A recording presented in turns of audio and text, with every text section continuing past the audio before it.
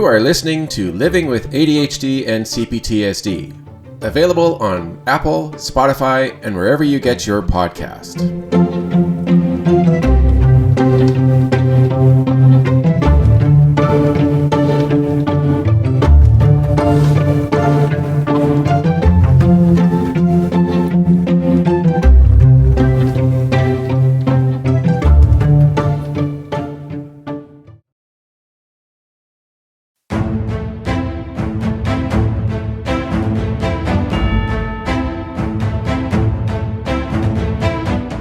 Hello everyone, and welcome to another episode of Living with ADHD and CPTSD.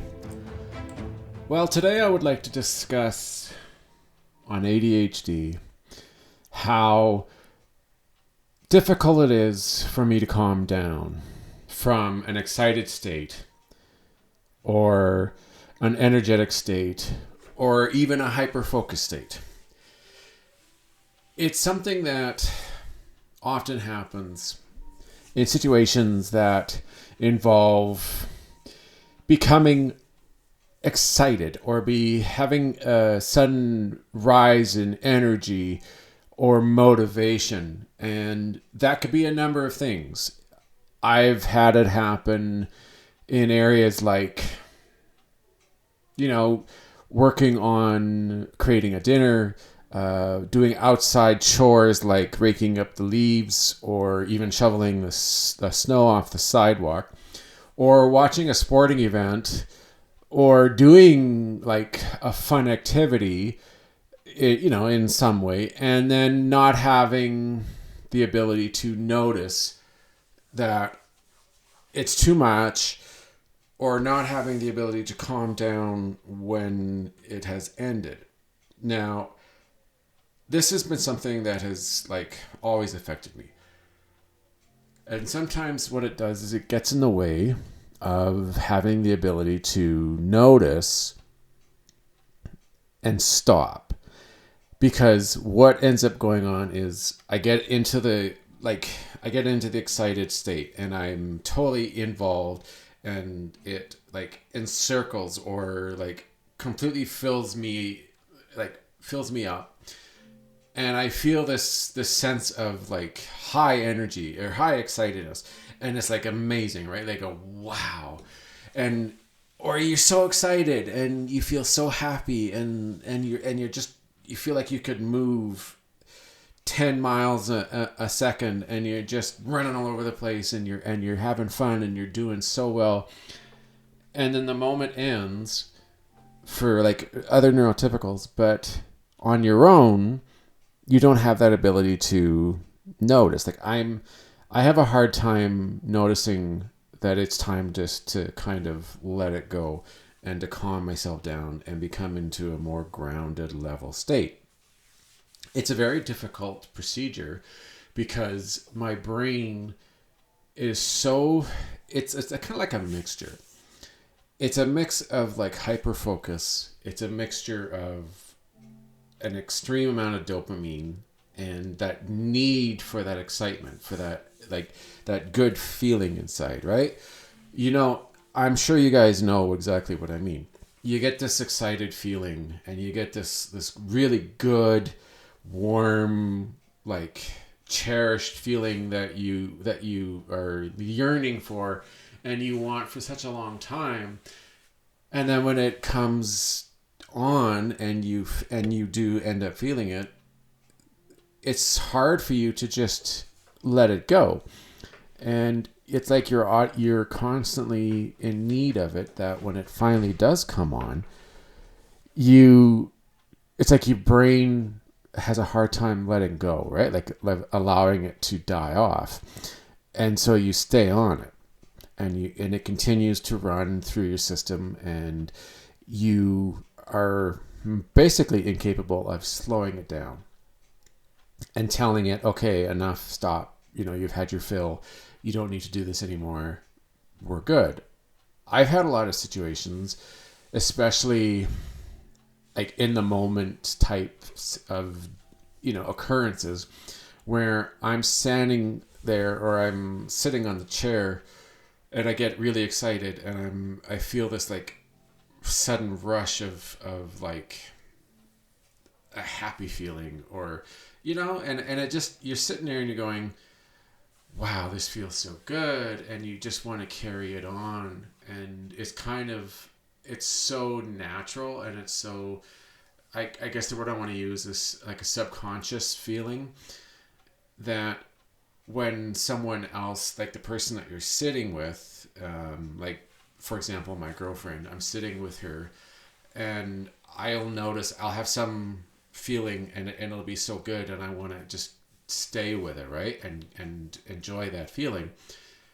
And then she'll mention, okay, you've had your feeling, you've had that excitement, it's time to move forward, it's time to get to the next thing, or whatever, and I'm kind of hearing that is like going, I don't understand, I don't understand why stopping is such a bad thing. It's like that level, you're only used to it, right? Like you don't know anything else besides that kind of excitement, that kind of feeling that you have. And for all you know, that's normal. Like you consider that to be normal, but neurotypicals that are around you kind of see it as like overdoing it, pushing for more than what is needed or what's necessary.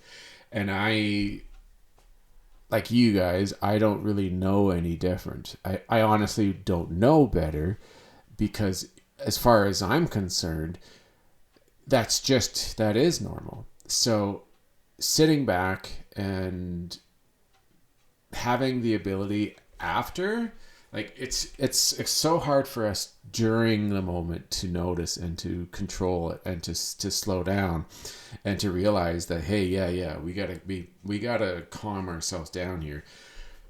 We don't really realize and see it and recognize the reality of this until after. Like if somebody, let's say, was to tell you and say, hey, look, this is what happened.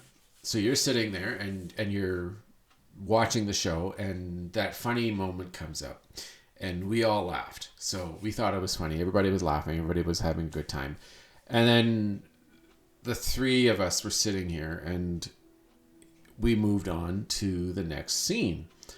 And you're still kind of sitting there commenting and chuckling about it and giggling, and you still think that that's funny, and you're on that scene still, like you're rehashing it in your mind. It's kind of like, and I don't know how many people of you have seen this. There have been a number of TV shows that kind of have like behind the scenes recording, or how they make a show. And the one I think that I can truly kind of give the best example of is the TV show Friends from the 90s, like mid 90s into the early 2000s. And there's times where they have they're doing a scene, and there's a joke, and the joke gets a laugh that lasts for like 30 seconds, because it's so funny that it just rolls, and the laughter roars and continues on and goes on and on. And they go back into the scene, and they go, okay, the laughter is going on such a long time that we can't really hear the next line, so we need to edit that out. So what they do is they take the sound, like the laughter, and they, instead of having that big 30-second laugh, they cut it down to like 7-8 seconds. Like they manage it so that it works into the show, so that the next line or the response is properly heard, so they can edit it. So that's kind of like how it would be explained from myself. So I would be like that audience laughing for 30 seconds at a joke, when the appropriate amount of of energy and laughter would be the 8-9 seconds. So I overdo it. And there's the interesting thing is that it's not just laughter. Like there's energy levels, there's the amount of like if you're, let's say you're playing a sport, okay? Like I had this problem when I was in high school. Like I used to, okay, we had physical education classes, and there would be times where, and this was the best, you know, like me being a hockey player and a football player and multi-sports athlete, the best time I remember was when we would get the opportunity to do something like play floor hockey.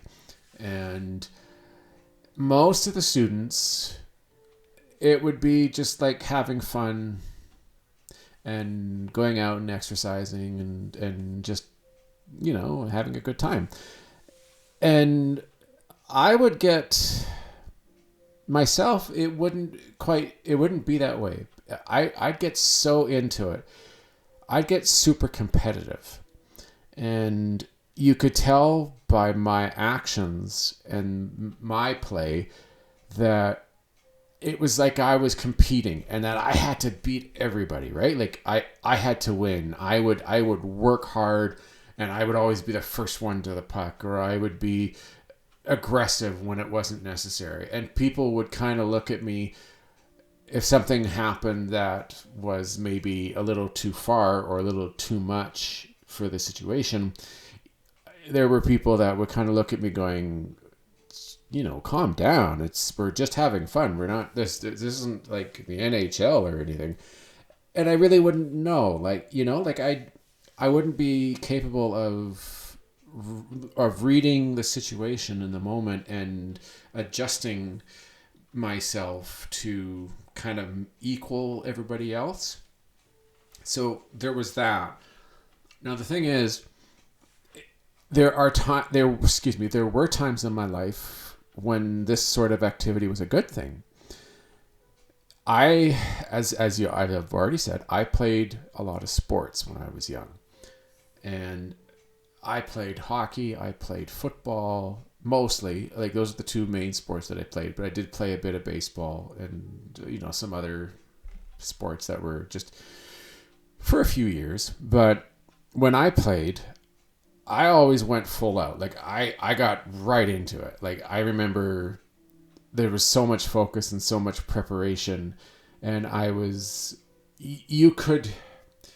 had a hard time practicing and being efficient as a practice person or a practice athlete, you know, like the preparation, day-to-day practices, learning how to do it.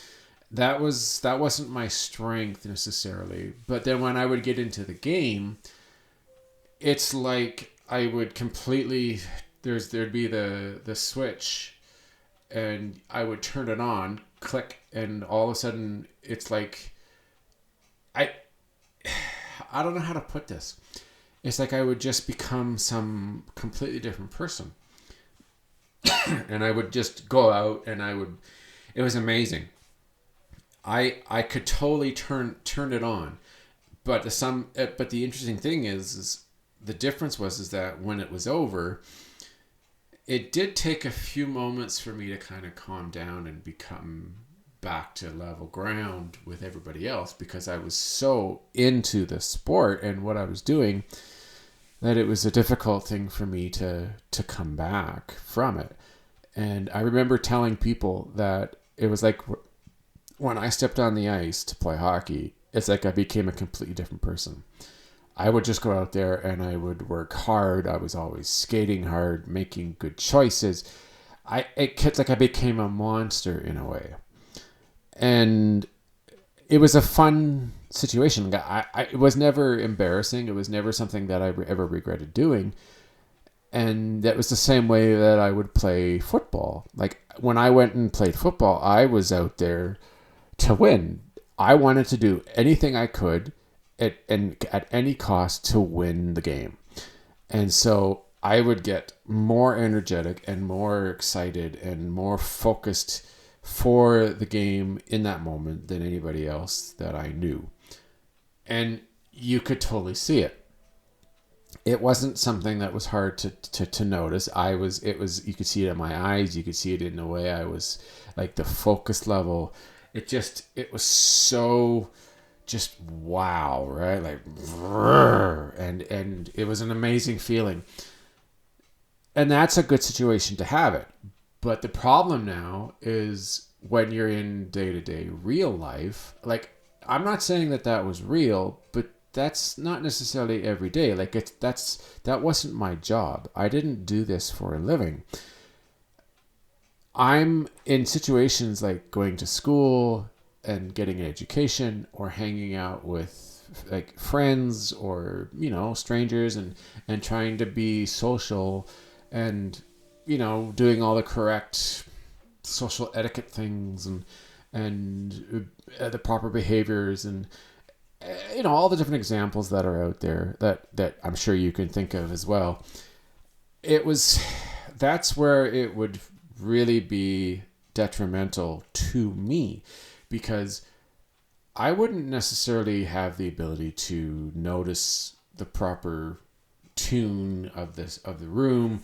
How there's like a mood and there's a tone, and the neurotypicals who would be there knew the right tone of the room, and knew how to blend in, and how to conform, or to I guess assimilate into the way the rest of the room was. I didn't have a really good ability of doing that. And so a lot of times, especially in my younger years, I had a tendency to just kind of stand out, either in a positive way, or sorry, not positive way. It was either in a, he's too loud, he's too noticeable, or it would be the opposite, where no one would even realize that I was there. It's like I would become invisible. And it was because I didn't know how to keep the level of what I was at the energy level, or the volume, I guess you want to say, on my ability to notice where to be.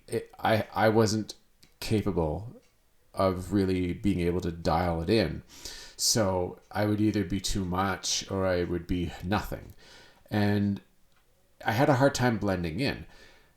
And I guess, see, that was the thing, is that I was never the kind of person who would blend in or just do what everybody else did. And it wasn't something that I naturally said, okay, I am making a choice day after day to not be that way. No. That's not how I lived. I wouldn't do that. I was the kind of person that I either would stand out and be extremely noticeable, but it would be more often than not in a detrimental way, or I would become completely invisible. Like, I would just sit in the back, try to hide. Not literally, right? Like, I'm not literally like trying to climb behind a chair or go out the door or wear an invisible cloak. I just knew how to be invisible in a theoretical way, or in a, like, you just, it's the kind of person that doesn't do anything to stand out, or doesn't talk, doesn't get involved, and nobody really notices you. They don't say anything until near the end, right? Like, how you've heard where people go, hey, whatever happened to what's his name? Did he even come today? Like, that would be the kind of response that they would say, because sure, you'd be there, like I was there, but I was so quiet and didn't do anything at all that it was as if I hadn't been there. So that's what they would basically say, is they would be wondering where I was.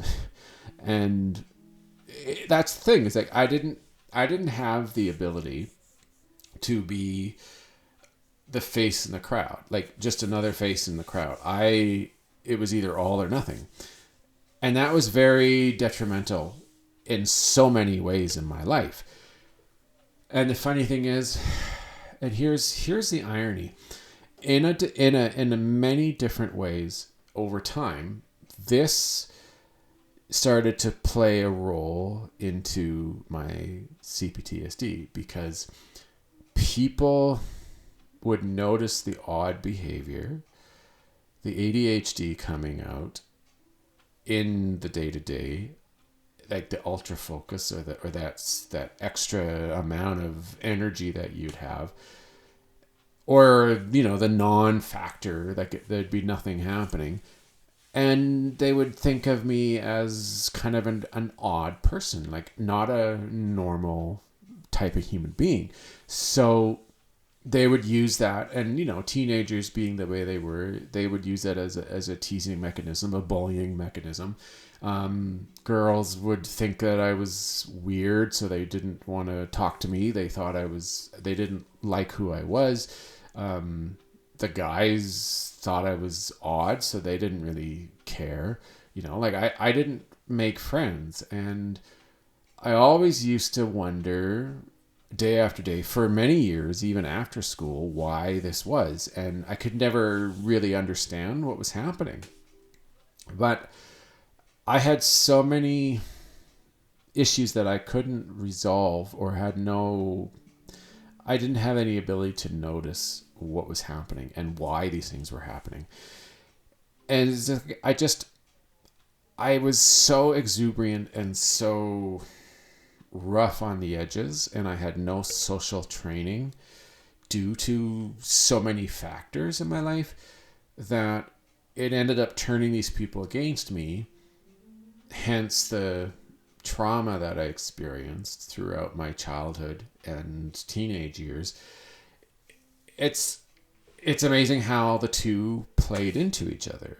It's not like they weren't playing into each other at the same time simultaneously. It was more like the ADHD came in, and all these little excerpts from me, like the hyper focus and the over exuberant activity and the quietness and the stubbornness, and that all these multiple factors that played into it, that turned these people to think that I was strange or odd. And yeah, there were a lot of behaviors that I did display that were odd and unusual, and it turned against me, and in my later years became trauma, because you get so used to people that your day-to-day is just normal, right? Like, I remember when I was thinking about this and talking about this kind of thing in the past with my therapist, is I was used to people, and I kind of made up my mind at a time when I was just saying, okay, enough. I don't want to deal with them anymore. It's not going to change. I don't want to be friends with these people. They don't care. They don't treat me right. It went from that now to having a bunch of new situations, right? Like a new job, or going to post-secondary school, having a career in a place, meeting new friends, taking the opportunity to try maybe have a relationship or two. All these new situations that required now for me to care. But the thing is that there was so much trauma involved that I was automatically just done before it even started. So yeah, the ADHD really did play into it in such a way. And it's unfortunate that I didn't have the understanding of the diagnosis back when I was a teenager, because who knows what I could have done if I had that ability or that knowledge when I was that young instead of today. I could be way ahead of where I am now if I had had that knowledge and understanding. But like, it's something that you have to learn. And it's something that, because so many of us are unaware of it when we're younger, and the way it just manifests on a daily basis, it's not something that we just notice. Like, we're not exactly going to be on top of everything, right? Like, we have our things that we enjoy. There are things that we have no interest in whatsoever. And so when we're constantly day after day doing the same thing over and over, it's not normal, or it's not natural for us to, be able to stand back right then and there and go, what am I doing wrong? Or why is this happening? And we're not even going to go, oh, we must have ADHD, because that's not the thing at all that we're going to think. We're just going to think there's something wrong with us, or we're going to think these people are just mean and I don't understand. Why am I being picked on? Why am I being treated this way? We don't realize in that moment that there is something, like there is this ADHD diagnosis, or maybe there is a trauma event. If we could understand right then and there what was happening, it would be a lot easier for us, obviously, to be able to figure things out and maybe make the changes. But that's really not a realistic situation, because as I'm sure you're aware of, knowing one thing and then actually putting into play the changes that are required are a completely different story. And life wouldn't be hard for us if it was that simple of a situation to handle.